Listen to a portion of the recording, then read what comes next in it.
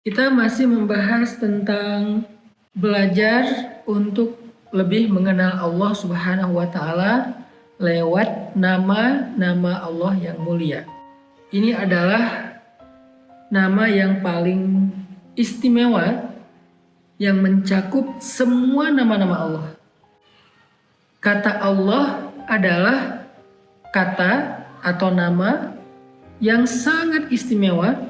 Kalau dalam definisi bahasa Arab disebut dengan Ismul A'zam, nama yang paling agung dan paling tinggi. Jadi kalau misalnya kita mau memanggil Allah dengan panggilan nama-namanya Ar-Rahman, Ar-Rahim, Ar-Razzaq, Al-Wahhab, maka semua nama itu kalau kita ganti, kita panggil dengan nama Ya Allah, maka itu sudah mencakup semua nama-nama Allah yang mulia. Coba perhatikan firman Allah di dalam surat Al-A'raf. Kita tilawah dulu satu ayat. Di dalam surat Al-A'raf ayat 180. Surat ke-7 ayat 180. A'udzu billahi minasy syaithanir rajim. Bismillahirrahmanirrahim. Walillahil asma'ul husna fad'uhu biha wadharul ladzina yulhiduna fi asma'ihi sayujzawna ma kanu ya'malun. Allah punya banyak nama, Asma'ul Husna. Walaupun yang kita hafal adalah 99, tetapi kata jumhur ulama namanya lebih daripada 99 dan tidak terbatas. Tidak ada yang tahu persisnya jumlah nama-nama Allah itu berapa. Saking agungnya Allah. Ketika kalian meminta rezeki, Ya Razzaq, Ya Wahhab, Ya Fattah, kalian bisa memanggil nama itu. Ketika kalian meminta pertolongan atas kejahatan dari orang-orang yang zalim, kalian bisa mengatakan Ya Jabbar, Ya Aziz, Ya Qahhar, dan seterusnya dan seterusnya. Kalian bisa memanggil dia dengan nama-nama manapun di antara nama-nama yang mulia itu. Fad'uhu biha. Berdoalah, mintalah pertolongan, panggillah dengan nama-nama itu. Tetapi semua nama-nama yang jumlahnya tidak terbatas itu sesungguhnya terkandung di dalam satu kata yang sangat tinggi, sangat mulia, Ismul Jalalah, yaitu kata Allah. Karena Allah Ismul A'zam, nama yang mengandung semua keagungan. Makanya kalimat Allah ini bisa kita jumpai di dalam banyak lafaz. Kita bisa menjumpainya di dalam banyak ayat Al-Quran, kita menjumpainya di dalam banyak hadis, dan kita menjumpainya juga di dalam banyak doa. Selain Rabb, Allah. Itu kalimat yang paling banyak kita jumpai di dalam literasi Islam. Jika orang dalam keadaan takut, dia memanggil kata Allah, maka di dalam kata itu terkandung yang maha perkasa, yang maha tinggi, yang maha kaya, yang maha mencipta, yang maha mengurus, yang maha melindungi, yang maha memelihara, merawat, menyembuhkan, menaklukkan, mengalahkan, mengangkat, menjatuhkan. Terkandung di dalam kata Allah. Saya teringat dengan istighosah yang dibaca oleh Nabi SAW pada malam sebelum terjadi perang Badar. Apa itu istighosah? Meminta pertolongan, berdoa dalam doa yang panjang. Allah Subhanahu wa Ta'ala berfirman di dalam ayat 9 surat Al-Anfal. Bismillahirrahmanirrahim. إذ تستغيثون ربكم فاستجاب لكم أني ممدكم بألف من الملائكة مردفين وما جعله الله إلا بشرى ولتطمئن به قلوبكم وما النصر إلا من عند الله إن الله عزيز حكيم. Ini adalah ayat tentang istighosah di dalam Al-Quran. Tastaghithun. Jadi tastaghithun artinya beristighosah terus menerus, meminta tolong kepada Allah terus menerus sepanjang malam. Redaksi dari doa Nabi Shallallahu Alaihi Wasallam malam sebelum terjadi perang Badar. Apa kata Nabi?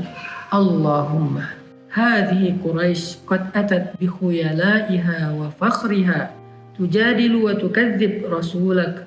Allahumma nasruka alladhi wa'adtani. Allahumma in tuhlik hadhihi al-isabah min ahli al-islam la tu'bad fil ardh. Coba perhatikan kalimatnya. 3 kali Nabi Muhammad memanggil Allah dengan kata Allahumma. Ya Allah, berikanlah kepadaku pertolongan yang engkau janjikan. Fanasruka alladhi wa'adtani.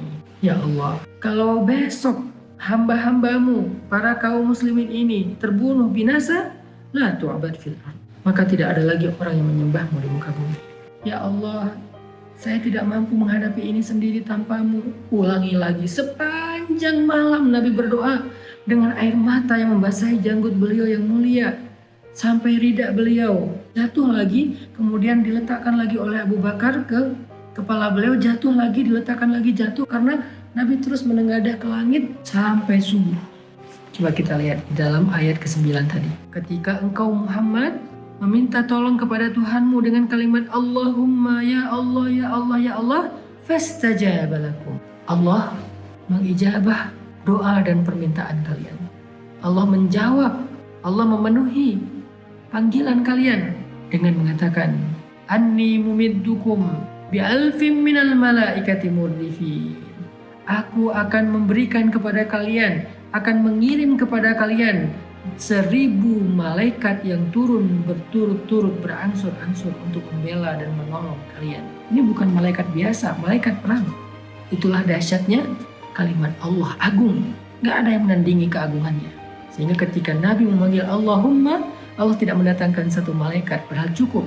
Allah mendatangkan 1000 malaikat yang turun berangsur-angsur. Maksudnya apa? Malaikat turun dari langit yang berjumlah 1000 itu turun seperti burung yang menyambar dengan jumlah yang banyak dan berangsur-angsur berturut-turut sambung menyambung tidak putus-putus sampai selesai perang Badar. Kenapa Allah mempertontonkan itu? Kenapa nggak sekaligus saja?